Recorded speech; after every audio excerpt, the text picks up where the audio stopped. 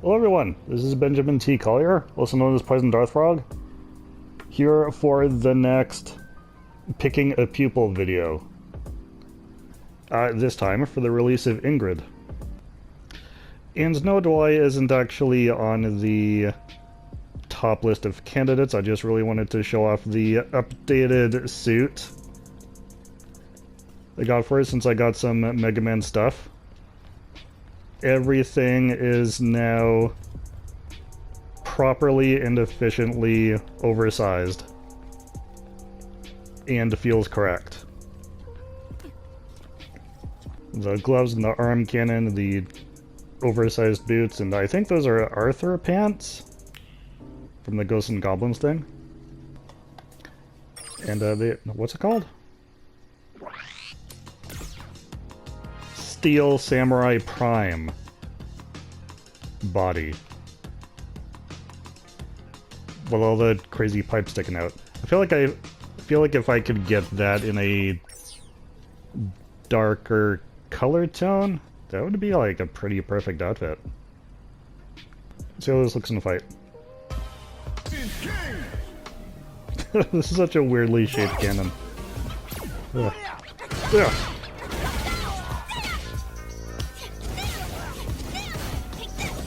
Flamethrower. Ooh.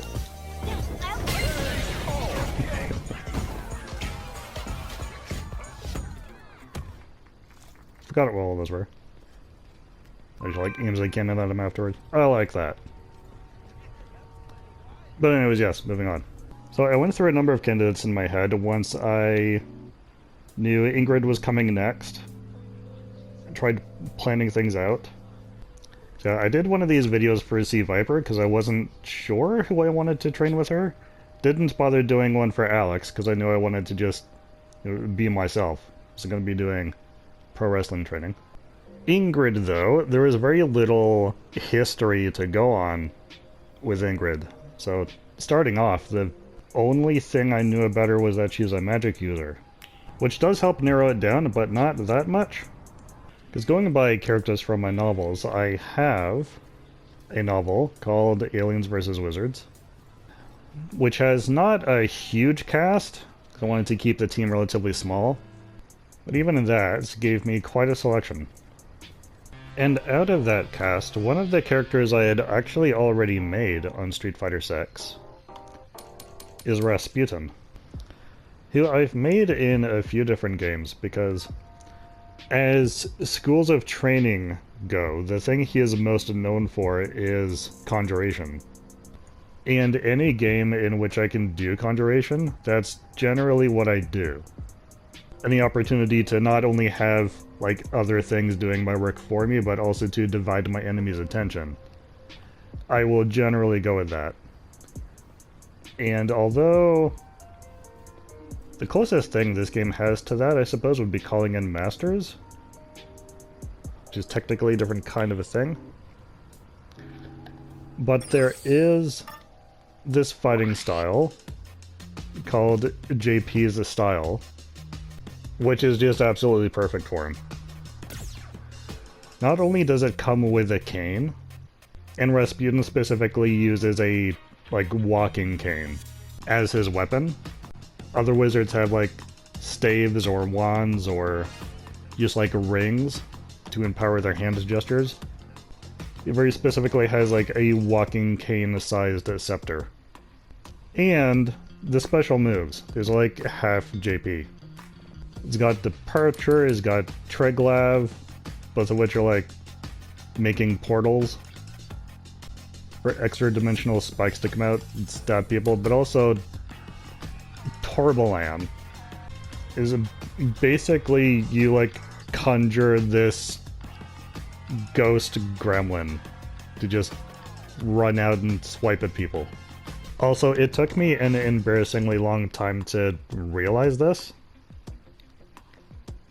but when you do the inputs for Departure a second time, you yourself will actually teleport to the portal. And from there, you can perform an aerial special. Anyways, once I figured that out, I loved it even more because one of the things that Rasputin specifically does is he's figured out how to conjure himself into another location. Like, basically teleport. So, being able to apply that into Street Fighter 6 with Rasputin's fighting style, that was great. Do I want to go on the subway? I think I do.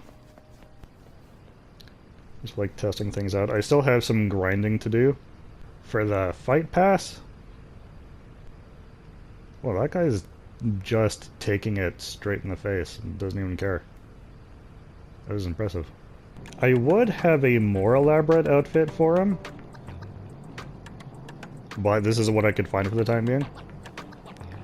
Not a lot that I've seen so far in Street Fighter 6 costumes as far as like wizard robes. In the traditional sense, at least. What do I want to do here? Okay, that's being perfect.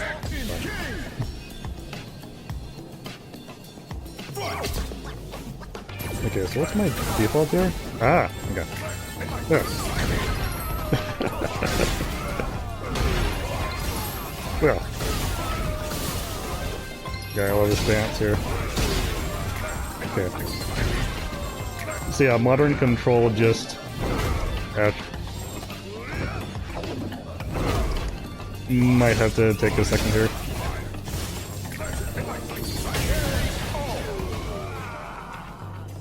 Modern control just spamming the special button, no direction even. Nobody in this cart? Yeah. Just very quickly do departure.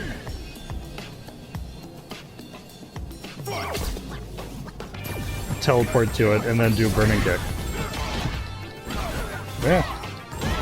So it's not the fastest activating. I'm getting comboed here. Yeah. Yeah. There you go.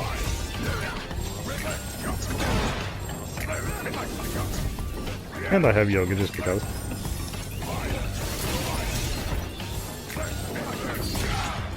Oh, it teleported right into that. That was embarrassing. Good.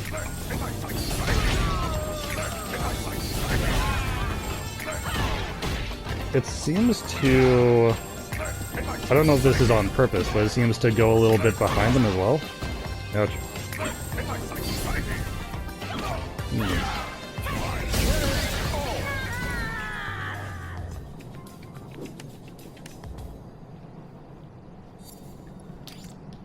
Let's try out Triglav as well. I'll remind myself of the patterns for that one. Yeah. You can also conjure in the system. Yoga Teleport, yeah, I can probably replace Yoga Teleport with something else. Since I've got this.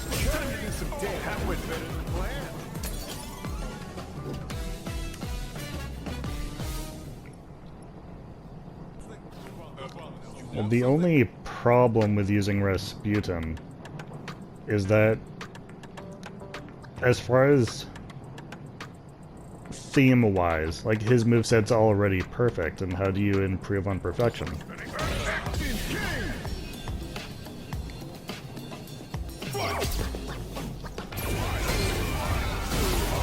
And it's not that whoever trains with Ingrid has to take all of her stuff, but they should want to try them out at least.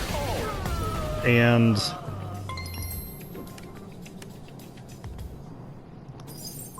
I don't think he would see much of a point, at least from the movesets that I've seen for her.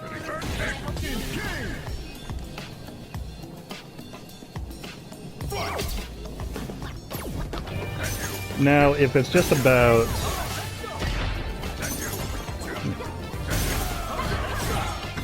If it's just about learning from, you know, a superior being, I I think you'd be okay learning from something that's classed as a deity. I'm sure there's something that can be learned there.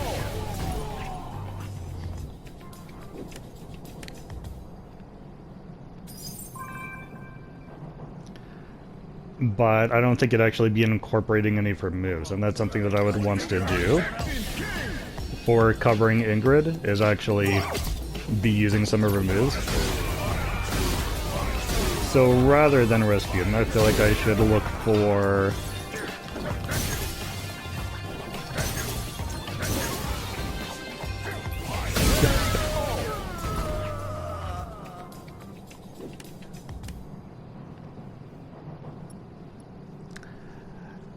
someone who I think would actually incorporate her style. And then I had a look at some footage of Ingrid's appearances in older games, which again, there wasn't much to go on. But got a sense of how she fights, what kind of moves she used, at least at the time, and her fighting stance. And there's certainly more of a feminine charm to how she fights. That's a bit more than what Rasputin would do. Because he's flamboyant, he's theatrical, but he's not effeminate. If I narrow it down to female magic users, that actually leaves me with quite a few options still. So I actually have a very large team of female magic users, specifically in Fairies versus Automatons. And out of that collection, there's another character that I've already made in Street Fighter 6, and that would be the pirate fairy, Tiger Lily Scabiosa, who, at least as far as her head, I was able to make surprisingly accurately with the features available in Street Fighter 6. Because they allow you two different eyes. There's a lot of options for scarring, which was how I was able to get almost exactly, if not actually exactly, her facial scars as described in the book. Which is kind of remarkable. Like even the X for her glass eye. Hair is not my favorite, although it's not bad, the dreadlock suitor. I've often found Street Fighter 6 unfortunately a bit lacking as far as options of hairstyles. But there is the option to have two different colors, and to position the different colors as you want. Which is rare as far as the games that I've played so far with character creation. Now for her again, I wasn't able to find a perfect outfit.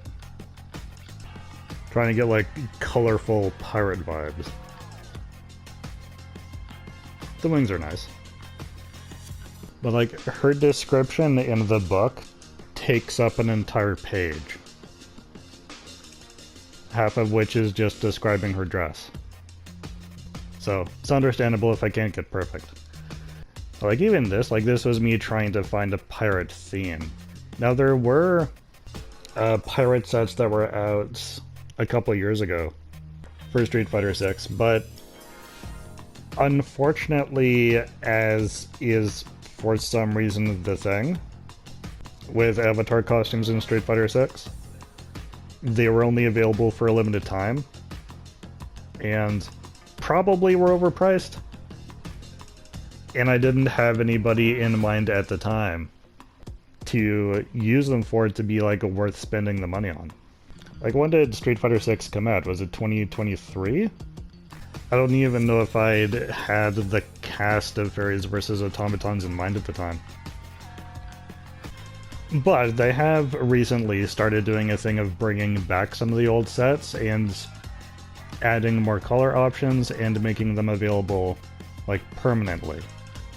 So maybe the pirate stuff will come back, in which case I feel like my inclination is to save Tiger Lily as far as doing a long playthrough. until I can give her a more accurately pirate outfit.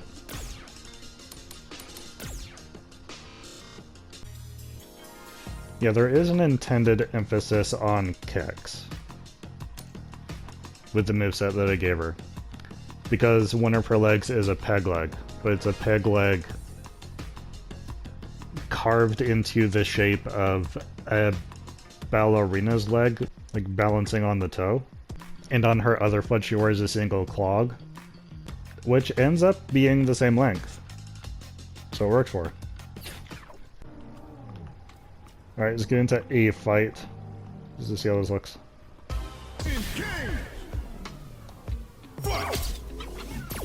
Go!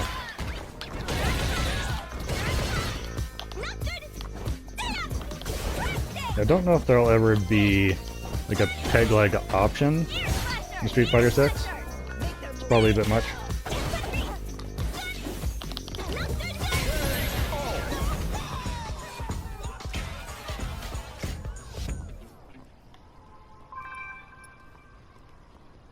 But yeah, I do like that kind of ballerina look for her. So I've got her wearing clogs here. Can hear the impact on the ground. I like the sound of that. But yeah, just mostly because there might be opportunity for a more accurate version of her outfit sometime in the future. I want to consider other fairy options. I tried making a few different ones. Just like seeing what I could do, how far I could get as far as accuracy in this game, and kept running into the same issue of,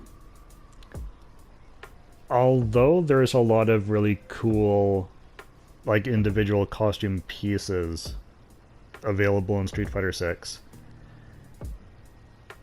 there's an unfortunate lack of pieces that adhere to specific common themes. Like I mentioned wizards earlier.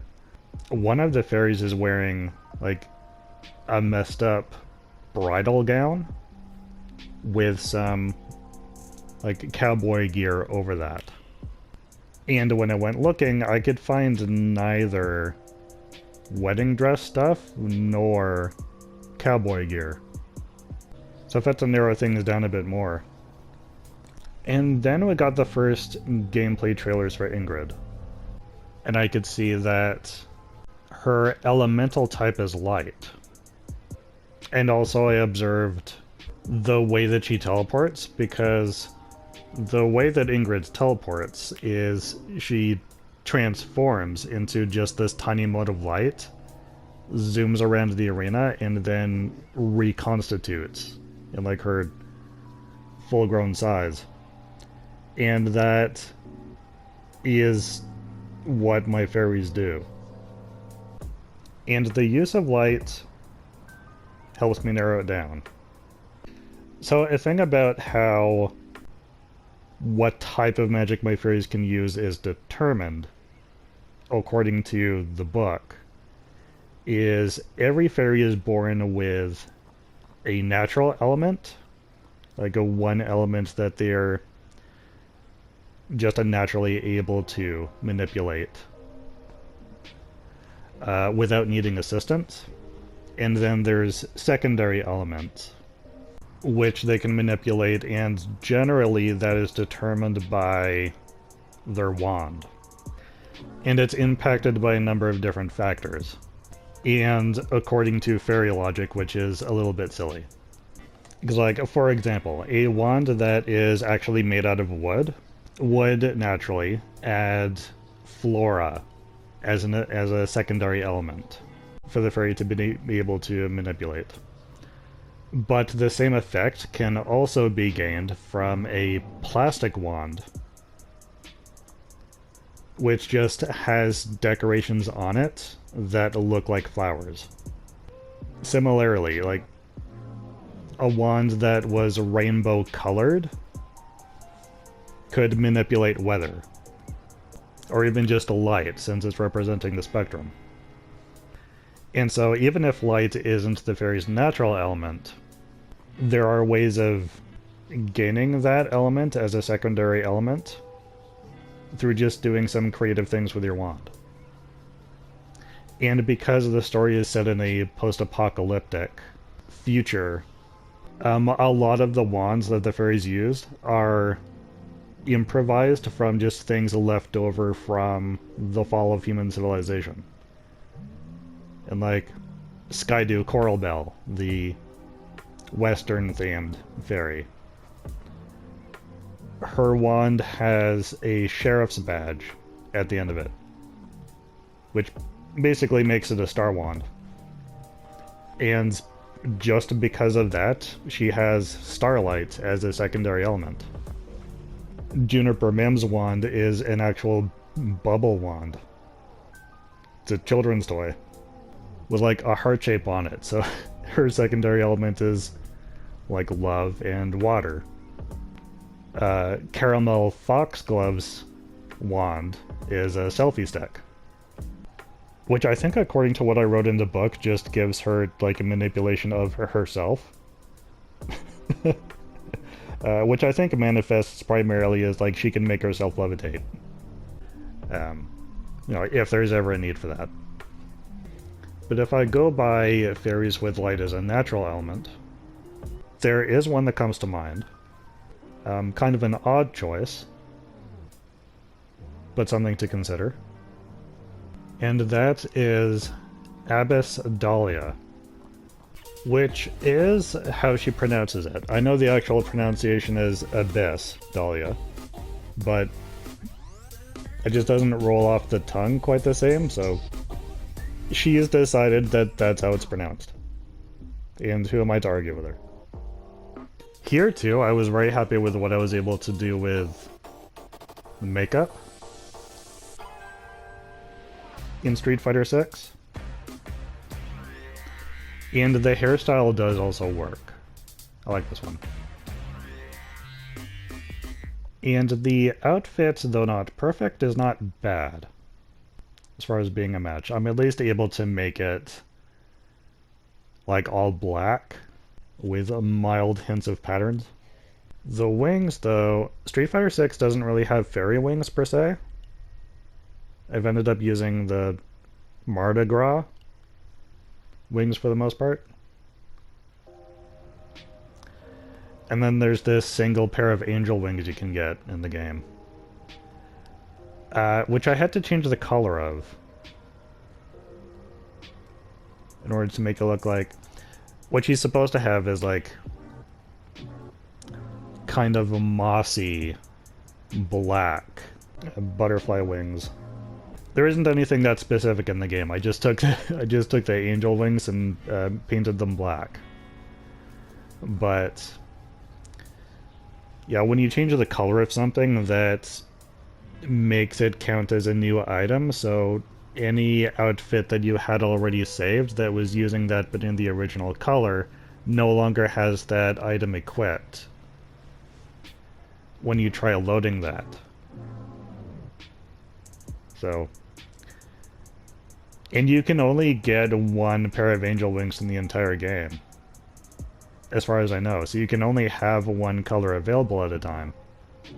So I really wish color changing was a simpler thing in Street Fighter 6 for a number of reasons. Yeah. Also, I made them a bit bigger because, of course, it was meant to be part of her overall ambiance. So, Abbess Dahlia, or Abby for short, her natural element is listed as darkness with a question mark, because that's not supposed to be an element, like natural element for fairies. It is revealed not too far into the chapter where she's introduced, so this isn't like a major spoiler. It is revealed that her natural element is not darkness per se, but is actually light.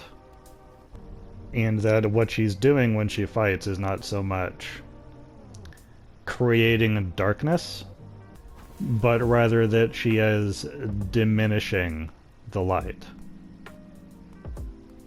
And that's how she chooses to fight. And her wand is like obsidian with decorations of bat wings and spider legs and that thing that looks like razor wire, but it's like actually plastic. Like pretty much stuff you'd find in the Halloween section. So if not her natural element, she certainly has darkness as a secondary, as well as powers over like creepy crawlies and some flora. Alright, we'll find some people to fight. I think Manon is the best fighting style I've got currently to most of the fairies, so we'll stick with that.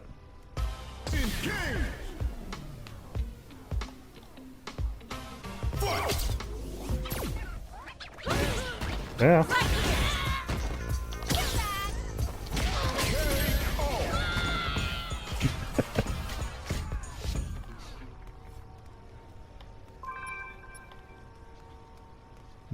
Ballerina look is a little bit flowery for her. I want to change that up.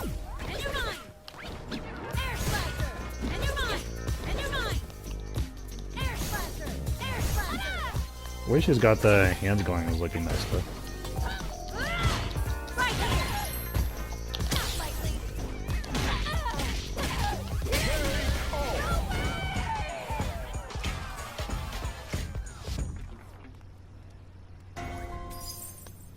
But yeah, that's the only thing, is the kind of ballerina posing, which I know, like, Ingrid has some of that. Ingrid's gonna be a bit...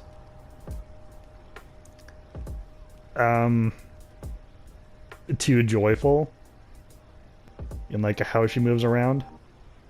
And that has me considering other options. I do really like this look, though. Like, I want to come back to this. And do something with Abyss Dahlia at some point. And at the time I'm recording this, I did hear about Avatar Arcade Mode becoming a thing. I'm recording this on the 20th, so slightly over a week before Ingrid actually gets here. I don't know if Avatar Arcade Mode will be for me. I'll check it out. But if it works out, if I think I can do that for YouTube, maybe that could be a new way of showcasing some of my custom characters.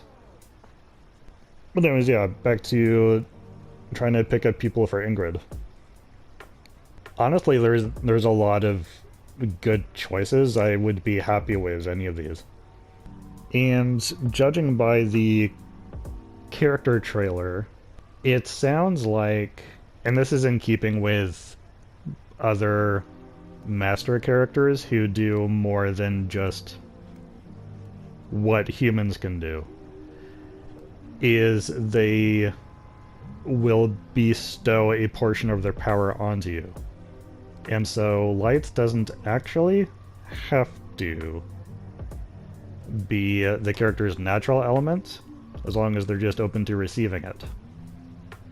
And keeping in mind what Ingrid's powers are, what her, like, elemental theme is, and how she moves and fights, and just the overall personality that's going to be absorbed by whoever I pick. There is a specific fairy that comes to mind, and that is the one that I have decided on. Because she is someone who is a girly girl. She is flamboyant. She is ambitious, and is looking to learn how to be powerful and how to be a princess. And that character is Caramel Foxglove, the honeybee princess and future fairy queen in training, whose hair cannot get to stand properly. I don't know what it is. The hair keeps sliding. This is not making a good first impression. That would be like her, to be constantly fixing her hair. during an introduction. That's better. I think it's still falling into her somewhat, but at least it's... no, it is normal. Okay. That's better then. It was like sliding behind her, I think. Into her a bit, yeah. So yeah, she's glowing a bit, if you hadn't noticed. In addition to, I think I added like 2 levels of bioluminescence to her. You can't go high on that or else it becomes like distracting, but didn't want to try and give her a natural fairy glow. When you look at the outlines of her, I think you can kind of see minor halo against the night. But yeah, so again, the costume issues and the limited color issues. So, yeah, her story is she was raised by honeybees before finding out she was a fairy. Like, not that uncommon of a thing for fairies to be raised by, like, wildlife / insects. Because the fairies just get along with animals so well. This is like written into the story. They have no natural predators apart from spiders.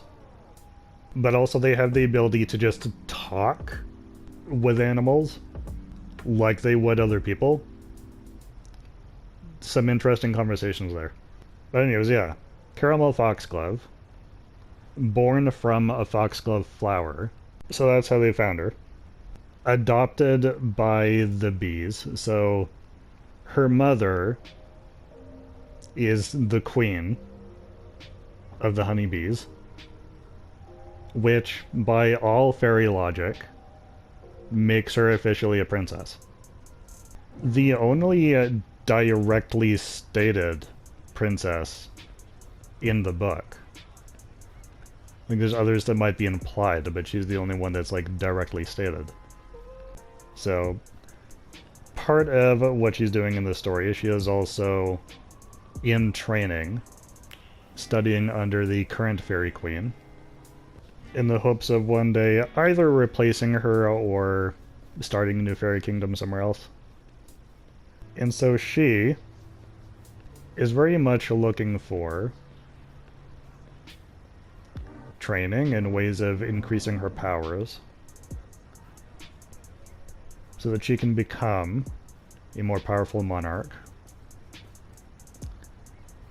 And I don't know yet how you're supposed to meet Ingrid in the story, but I think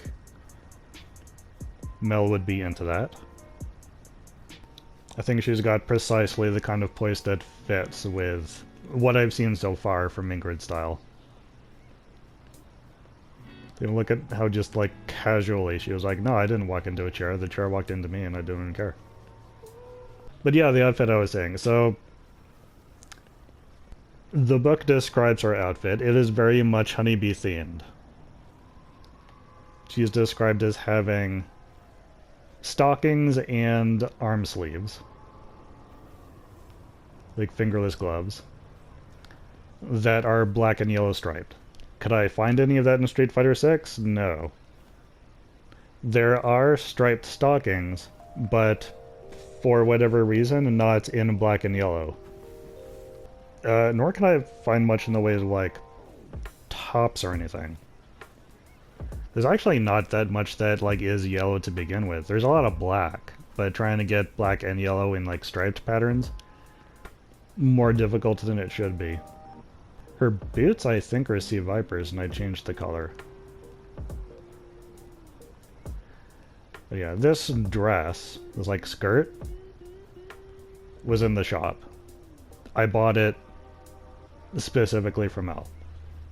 So yeah, best I could do as far as trying to find stripe patterns was to use this, like, belted glove just against her skin. Which is, like, she doesn't have yellow skin, so it's not a perfect color combo. And yeah, you may have noticed the glowing chest.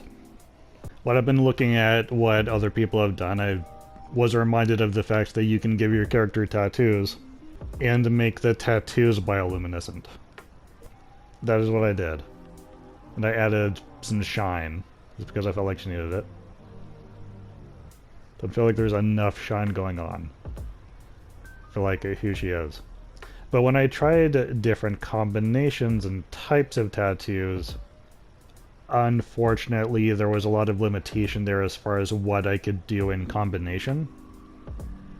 It's like what I've got here, this was the best as far as coverage where I wanted coverage the most.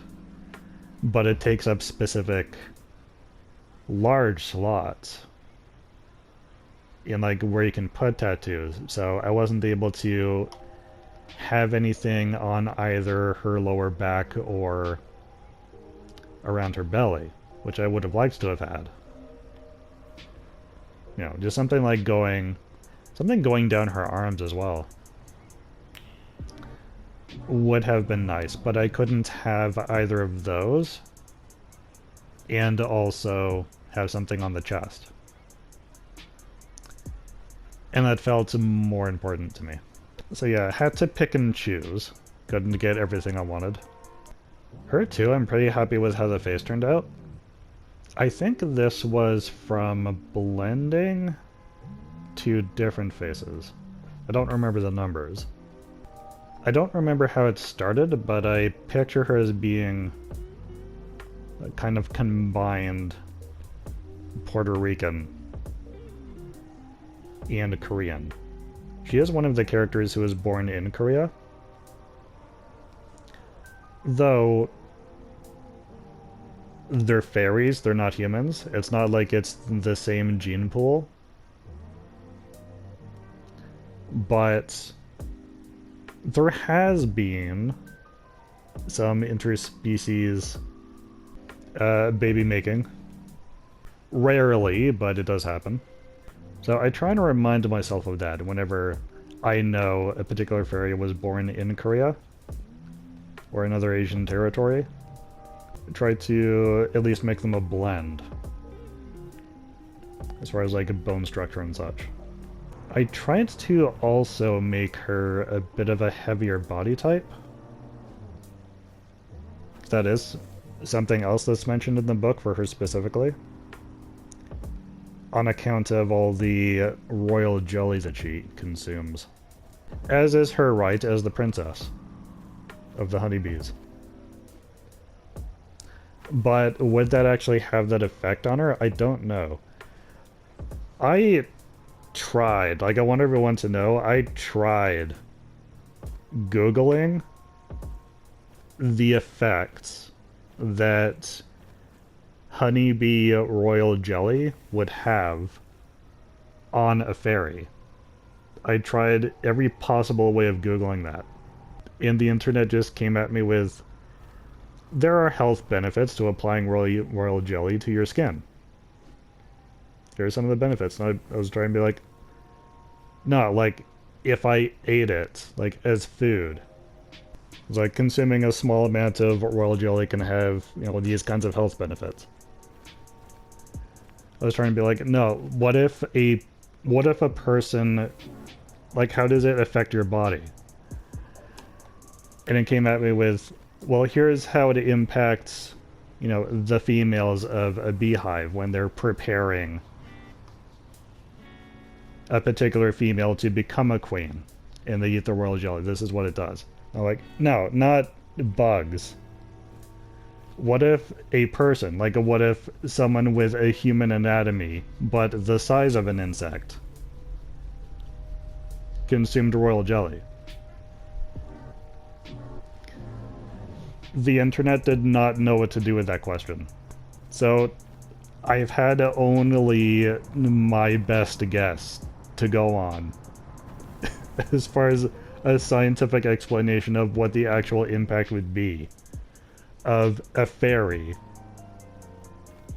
like a mostly humanoid body, but the size of an insect, consuming like too much royal jelly. And best I could figure was, well, this is the impact it has on the queen, so I figure it's gonna add some caboose. And so that's what I wrote. Also, this too is only guessing. I don't know if honeybees are like protective of royal jelly. Like if other bees try and eat it and the guardian bees are like, no, you can't, no, you don't get to do that. So I don't know if honeybees with a fairy living in the colony would say to her like, no, you can't have any of this. Or if they would just let her do it because they don't see a reason to stop her. But even if, naturally speaking, they would feel the instinctive needs to prevent others from consuming it, but I already have it written in the book that they just let her, that could just be chopped up to, well, they're sensing that she's important. Which would be in keeping. Okay, if I...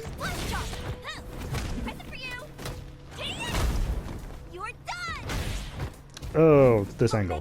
There we go. I remembered. I remembered at the last second. Okay. Ew, ow.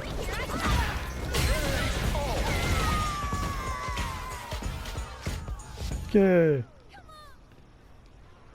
Yeah, that kind of posing suits her a lot better, I think.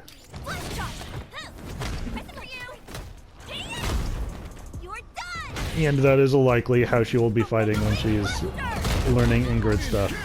She'll be doing the ballerina poses.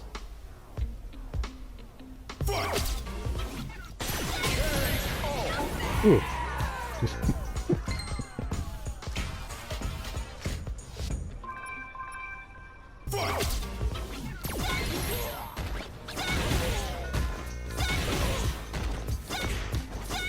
Oh, that was a good attack.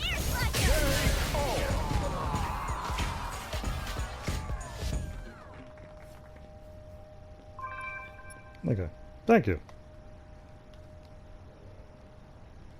Yes, clap for me. So yeah, that is the current plan as far as a pupil for Ingrid. If you're seeing this video, then most likely I've already done and recorded Ingrid's World Tour content. And this video is just like a confirmation that yes, I've done it and I'm doing it and those videos are coming. And I'm gonna have a look at Avatar Arcade Mode as well, because that, like I said, that may turn into a way of showcasing some of the other characters I've made on this game. Because I was doing that a little bit earlier, showcasing other characters I made in Street Fighter 6 as just one-off videos, but they were somewhat directionless. Like, it was just me running around the city, beating up random people. Giving me an actual, like, specific goal and purpose might help. So yeah, that's it for this video. Thank you guys so much for watching. The Ingrid coverage should be coming soon. Hope you're all staying safe. And I'll see you later.